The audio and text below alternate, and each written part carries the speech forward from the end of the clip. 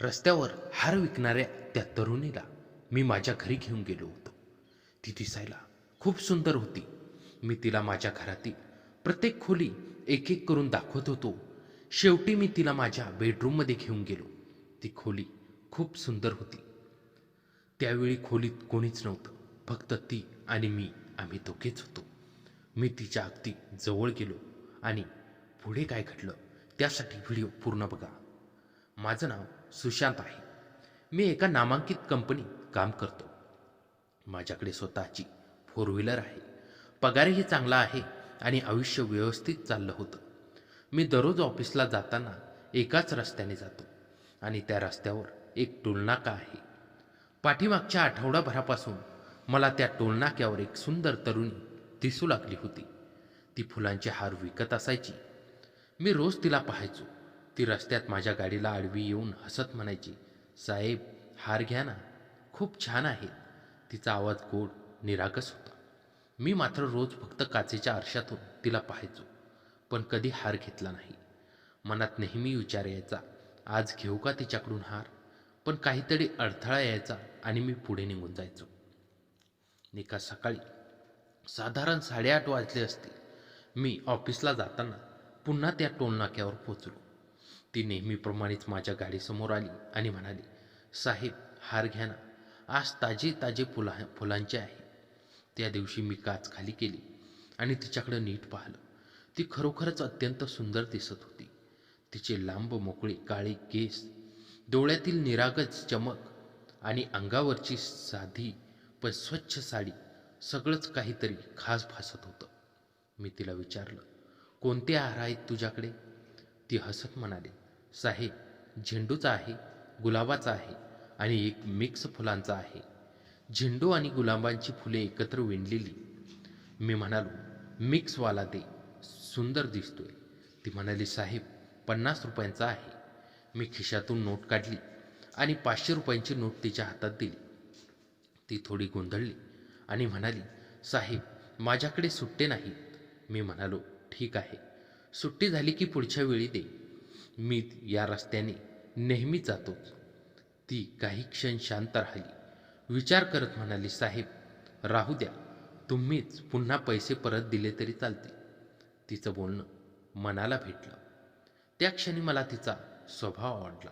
साधेपणानं बोलणं आणि मनातला आत्मसन्मान. मी म्हणालो, "ठीक आहे, मग पुढच्या वेळी हार घेताना दे." ती हसली आणि दुसऱ्या गाडीच्या दिशेने वळाली. दुसऱ्या दिवशीपासून माझ्या ऑफिसच्या प्रवासात एक नवीन उत्सुकता निर्माण झाली. ती मनीषा. आता रोज तिची वाट पाहावी असं वाटायचं. काही दिवस गेले. साधारण 3-4 दिवसांनी पुन्हा ती माझ्या गाडीसमोर आली आणि म्हणाली, "साहेब, हार घ्या." मी काच खाली केली. ती माझ्याकडे पाहून ओळखल्यासारखी हसली. तिच्या हातात त्या दिवशी एक छोटंसं पर्स होतं. ती म्हणाली, "साहेब, तुमचे राहिलेले पैसे 450 रुपये आहेत." मी थोडं हसत म्हणालो, "ठीक आहे, आज पुन्हा एक हार दे, मग बाकी पैसे दे." ती माझ्याकडे बघत म्हणाली, "साहेब, तुम्ही रोज जाता, पण आज गाडी ओळखता आली नाही." मी गाडी थोडी बाजूला घेतली आणि म्हणालो, "काही नाही, कधी कधी गाडी धुवून आणतो." मग मी विचारलं, "तुझं नाव काय आहे?" ती थोडी हसली आणि म्हणाली, "माझं नाव मनीषा आहे." मी म्हणालो, "नाव फार सुंदर आहे, अगदी फुलासारखं." ती म्हणाली, पण डोळ्यात काहीतरी वेदना होती. मी म्हणालो, "मनीषा, तू इतकी सुंदर दिसतेस, मग रस्त्यावर हार विकायचं काम का करतेस?" ती काही क्षण शांत राहिली. तिच्या चेहऱ्यावरचा हसरा भाव विरला. हळू आवाजात म्हणाली, "साहेब, परिस्थिती जेव्हा माणसाला झपाटते ना, तेव्हा काहीही काम वाईट वाटत नाही. मी विधवा आहे, नवरा गेला, मागे पाहणार कोणी नाही, आई आहे, ती घरी हार बनवते, मी दिवसभर रस्त्यावर उभं राहून विकते, एवढंच आमचं आयुष्य." हे ऐकून मी काही क्षण स्तब्ध झालो. तिच्या डोळ्यात पाणी तरळलं होतं, पण ती पुन्हा हसत म्हणाली, "साहेब, प्रत्येकाला आपला संघर्ष स्वतःच करावा लागतो." ती मग मला तिचं घर दाखवत म्हणाली, "तिथं आमचं घर आहे, रस्त्याच्या आत, थोडं अंतरावर. आई तिथेच फुले विणते." मी तिच्याकडे पाहत म्हणालो, "तू खरंच खूपच प्रेरणादायी आहेस मनीषा. परिस्थितीशी झगडणं म्हणजे खऱ्या अर्थानं आयुष्य जगणं." ते फक्त हलकं असली. धन्यवाद साहेब, पण काही लोकांना नशिबी साथ देत नाही. मग ती पाठमोरी झाली आणि दुसऱ्या गाडीच्या दिशेने गेली. मी तिथेच काही क्षण थांबलो. तिच्या चेहऱ्यावरील आत्मसन्मान, संघर्षाची छटा आणि ते निरागस हास्य माझ्या मनात एक खोल ठसा उमटला. मी त्या दिवशी ऑफिसमध्ये पोहोचलो, पण कामात मन काही लागत नव्हतं. माझ्या डोळ्यासमोर सतत मनीषाचा चेहरा यायचा. तिचं गोड हास्य, तिचा साधा मोहक स्वभाव, सगळं काही माझ्या मनात खोलवर घर करून बसलं होतं. मला असं वाटत होतं जणू ती माझ्याशी काहीतरी बोलायचे आहे, काहीतरी सांगायचं आहे, पण मी ऐकू शकत नाही. त्या दिवसानंतर प्रत्येक क्षणी तिचाच विचार मनात यायचा. ऑफिसमधील फाईल समोर बसलो तरी तिचा चेहरा डोळ्यासमोर दिसायचा. तिचं ते सौंदर्य नाही, पण तिचा साधेपणा माझ्या मनाला घायाळ करत होता. दिवस जात होते आणि मी रोज सकाळी त्या टोल नाक्यावरून जाताना तिचा शोध घेत होतो. एक दोन वेळा ती दुरून दिसली सुद्धा, पण पाठीमागच्या 6-7 दिवसांपासून ती देशीनाशी झाली. माझं मन अस्वस्थ झालं. जणू काहीतरी हरवलं आहे असं वाटत होतं. मला तिचं घर आठवलं. त्या दिवशी तिनेच दाखवलं होतं.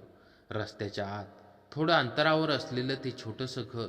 विचार केला, जाऊन पाहावं, तिची चौकशी करावी.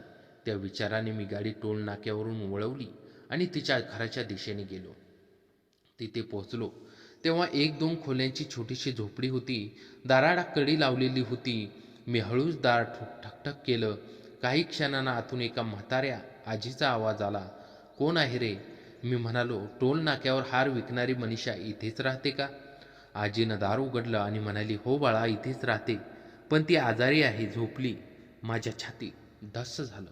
मी विचारलं, मी आत येऊ का? आजीने मान हलवली. आत गेलो तर मनीषा खाटेवर झोपली होती. चेहऱ्यावर पांढरपणा, पण डोळ्यात अजूनही तीच ओळखीची चमक. मला पाहताच ती थोडी हसली आणि हळू आवाजात म्हणाली, साहेब तुम्ही? ती उठवण्याचा प्रयत्न करू लागली, पण मी लगेच म्हणालो, उठू नकोस मनीषा, आराम कर. मी फक्त तुझी चौकशी करायला आलो. खूप दिवस झाले तुला पाहिलं नाही, म्हणून काळजी वाटली. तोपर्यंत आजीनं माझ्यासाठी पाण्याचा ग्लास आणून दिला. मी पाणी घेतलं आणि तिच्या शेजारी बसलो. तिच्या कपाळावर हात ठेवला. ताप जाणवत होता. मी विचारलं, दवाखान्यात गेलीस का? आजी लगेच म्हणाली, किती दिवस झाले मी म्हणते तिला, पण ती दवाखान्यात जायला तयार नाही. म्हणते पैसे नाहीत म्हणून. मी मनीषाकडे पाहिलं. ती मान खाली घालून माझ्याकडे बघतही नव्हती. मी शांतपणे म्हणालो, असं नाही चालणार मुली, तू माझ्यासोबत चल, आपण दवाखान्यात जाऊ. तीही म्हणाली, नको साहेब, त्रास होईल तुम्हाला. मी म्हणालो, त्रास कसला? तू माझी मैत्रीण आहेस, चल उठ. आजीने माझ्याकडे बघत अश्रू पुसले आणि म्हणाली, खूप चांगलं होईल रे बाळा. माझ्या मुलीला घेऊन जा. तिच्या नवऱ्याच्या जाण्यानंतर ती खूप एकटी पडली आहे. मग मी मनीषाला आधार देत गाडीत बसवलं. सुरुवातीला ती शांत होती, डोळ्यात ओलावा. रुग्णालयात पोहोचलो तेव्हा डॉक्टरने तिला तपासणी केली.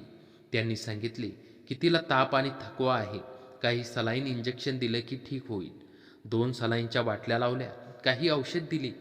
त्या 3-4 तासामध्ये ती कधी माझ्याकडे बघायची, कधी डोळे मिटून शांत पडायची, पण तिच्या नजरेत एक विश्वास होता, जणू तिचं रक्षण करतोय, तिचा आपलेपणा जपतोय.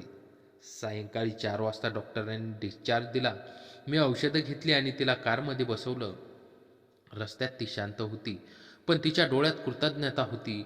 घरी पोचलो तेव्हा तिच्या आईनं दरवाजा उघडला आणि माझ्या पायाशी नम्रतेने म्हणाली, बाळा, देव तुझं भलं करो, तू माझ्या मुलीला वाचवलंस.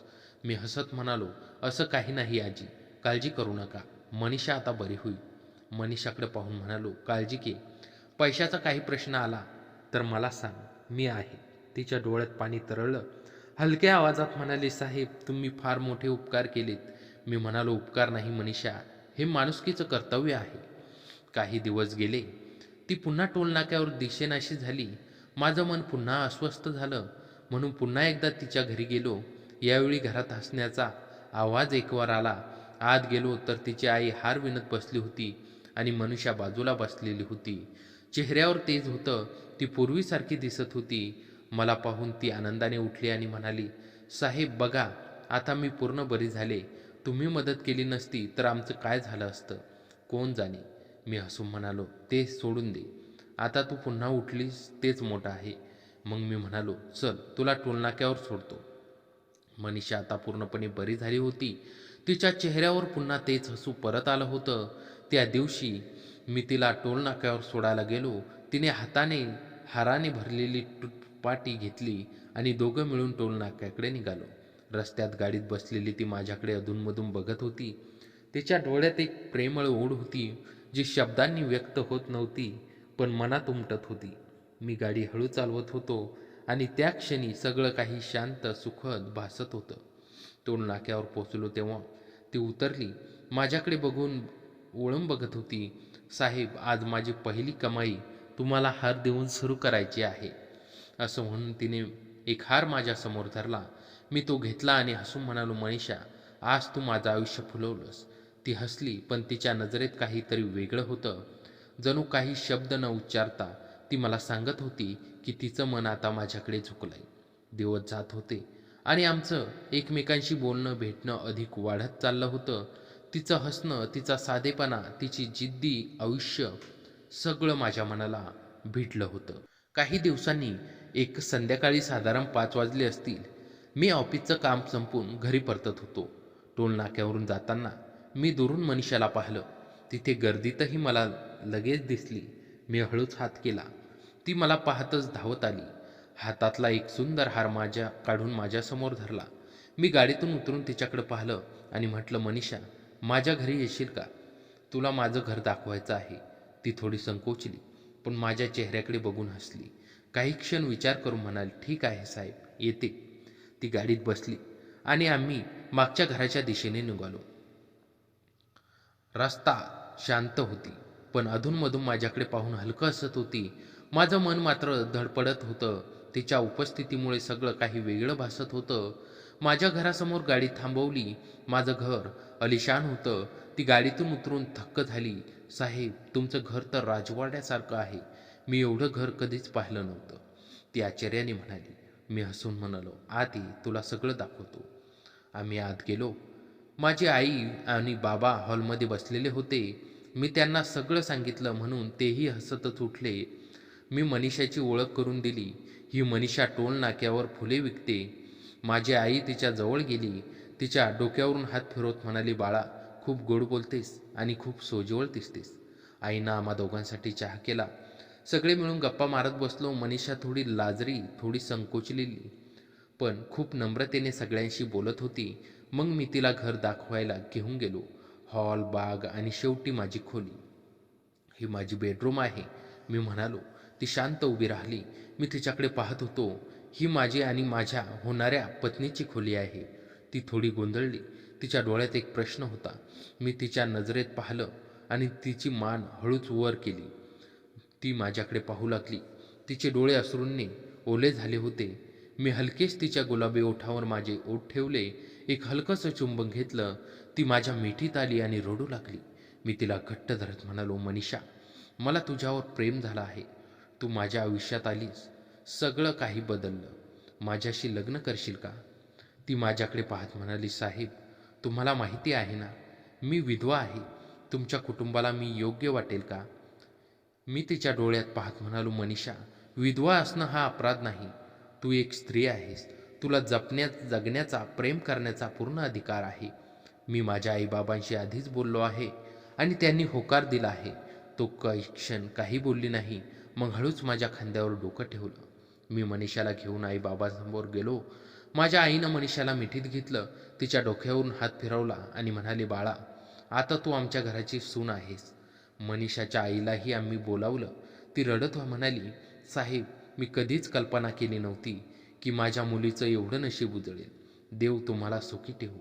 काही दिवसांनं आमचं लग्न झालं, पण भावनांनी भरलेलं. आज आम्ही दोघं खूप आनंदाने संसार करत आहोत. मनीषा आता फुलासारखी उमलली आहे. कधी टोल नाक्यावर उभी राहणारी ती मुलगी आज माझ्या घराची शान बनली आहे. लग्नानंतरचे काही महिने सुशांत आणि मनीषा साऱ्या जगाला विसरून नव्या आनंदात बुडाले होते. मनीषाची आई आता सुशांतच्या घराच्या परिसरातील एका छोट्याशा घरात राहायला आली होती, ज्यामुळे मनीषाला तिच्या नित्याची भेट घेता येईल. सुशांतचे आई बाबा मनीषाला मनापासून मानत. तिचा साधेपणा, सेवाभाव आणि प्रेमळ स्वभावाने ते पूर्णपणे जिंकले गेले होते. पण जीवनात फक्त गुलाबाच्या पाकळ्या नसतात. एक दिवस सुचनच्या ऑफिसमध्ये एक मोठा प्रोजेक्ट हेडलाईट आली. त्याला अनेक रात्री ऑफिसमध्येच राहावे लागले. त्याच वेळेस मनीषाच्या आईची तब्येतीत अचानक बिघाड झाला आणि तिला रुग्णालयात दाखल करावे लागले. मनीषा एकीकडे हॉस्पिटलची आईची काळजी घेते तर दुसरीकडे नवरा घरी येत नाही म्हणून अस्वस्थ होते. सुशांत प्रोजेक्टच्या तणावाखाली आणि त्यामुळे कधीकधी चिडचिडपणाने बोलत असे.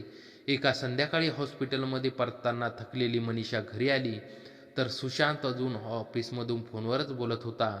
त्याचा स्वर खूप कठोर होता. तिने जेवण तयार केले आणि थांबून बसली, पण सुशांत फोन संपवून म्हणाला, मला आज अगदी थकवा आला आहे, जेवायलाही मन नाही, तू आधी जेव. हे ऐकून मनीषाच्या डोळ्यात पाणी आले. तिने शांतपणे विचारले, काही झालं आहे का? तू इतका चिडचिडा कसा आहेस? सुशांतने तिच्याकडे न बघता म्हटले, काही नाही, फक्त प्रेशर आहे, तुला कळणार नाही. ते शब्द मनीषाला चटकन भिडले. ती उठून बाल्कनीत गेली. तिच्या मनात जुन्या आठवणी उसळल्या. ती टोल नाक्यावर उभी असताना लोकांचे तिरस्कारपूर्ण नजरेने बघणे, तुला कळणार नाही असे शब्द सांगणारे शब्द, ती रडू लागली. काही वेळाने सुशांत बाल्कनीत आला. तिला रडताना पाहून त्याला आपल्या वागण्याची जाणीव झाली. तो मनीषाजवळ बसला आणि म्हणाला, माफ कर मनीषा, मी चूक केली. प्रेशरमध्ये मी काय बोललोय हे कळत नाही. तू माझ्या आयुष्यातील सर्वात महत्त्वाची व्यक्ती आहेस. तुझ्याशिवाय मी हे सगळं सहन करू शकणार नाही. मनीषाने डोळे पुसले आणि म्हणाली, मला माहीत आहे तू किती कष्ट घेतोय, पण सुशांत, मी तुझी पत्नी आहे. तुझे दुःख, तणाव मला वाटून घ्यायचे आहेत. मी फक्त हार विकणारी मुलगी नाही राहिले, मी तुझी साथीदार आहे. मला तुला कळणार नाही असं नाही बोलायचं. सुशांतने तिला मिठीत घेतले आणि खरोखरच माफी मागितली. त्याने तिला सगळं सांगितले, ऑफिसचा ताण, नव्या प्रोजेक्टची चिंता. मनीषाने प्रेमाने ऐकले आणि काही सोपे व्यवहार उपाय सुचवले. त्या रात्री दोघांनाही कळाले की संसार म्हणजे फक्त प्रेमच नव्हे, तर एकमेकांच्या वेळी संवाद साधणे, म्हणून समजून घेणे आणि पाठिंबा देणे हेही आहे. काही आठवड्यानंतर एक आनंदाची बातमी आली. मनीषा गरोदर होती. संपूर्ण कुटुंब आनंदाचे वातावरण पसरले. पण या आनंदाबरोबर नवीन काळजीही होत्या. मनीषाच्या आधीच्या आजारपणामुळे डॉक्टरांनी विशेष काळजी घेण्याचे सूचन केले. सुशांतने मनीषाची सर्व कामे आपल्या स्वतःवर घेतली. तो स्वतः डॉक्टरकडे जायचा, औषध आणायचा, तिला पोषक आहार द्यायचा. त्याने ऑफिसमधील कामाचे वेळापत्रकही बदलून घेतले, जेणेकरून मनीषाजवळ जास्तीत जास्त वेळ घालवू शकेल. गरोदरपणाच्या 9व्या महिन्यात एका रात्री अचानक मनीषाला तीव्र वेदना जाणवू लागल्या. हॉस्पिटलमध्ये घेऊन जाताना प्रसूतिगृहात डॉक्टरांनी एक गंभीर अडचण सांगितली. मनीषाची प्रसूती खूप जोखमीची होते. सुशांतने डॉक्टरांना विनंती केली, काहीही करा, पण माझी मनीषा सुरक्षित हवी. तो प्रार्थनेत मग्न झाला. अनेक तासांच्या शल्यक्रियेनंतर डॉक्टर बाहेर आले आणि हसतमुखाने सांगितले, मा आणि बाळा दोघेही सुरक्षित आहेत. तुम्हाला मुलगी झाली आहे. सुशांत आत गेला तेव्हा मनीषा अजून शल्यक्रियेच्या औषधामुळे झोपलेली होती. तिच्या बाजूला एक छोटंसं बाळ होतं. त्याच्या डोळ्यात अश्रू आले. त्याने मनीषाचा हात हळुवारपणे धरला. ज्याचं आयुष्य एका टोल नाक्यावरून सुरू झालं, ती आज आई झाली होती. काही वेळाने मनीषा जागी झाली. तिने आपल्या मुलीचं मुखवटं पाहिलं आणि अवर्णनीय आनंदाने भरली. सुशांतने तिला विचारलं, तिचं नाव काय ठेवू? मनीषा हसत म्हणाली, आनंदी, कारण ती आपल्या आयुष्यात आनंद आणते. सुशांतने मान हलवली आणि मनात म्हटले, नाही, माझ्या आयुष्यात आनंद आणणारी व्यक्ती तू आहेस मनीषा.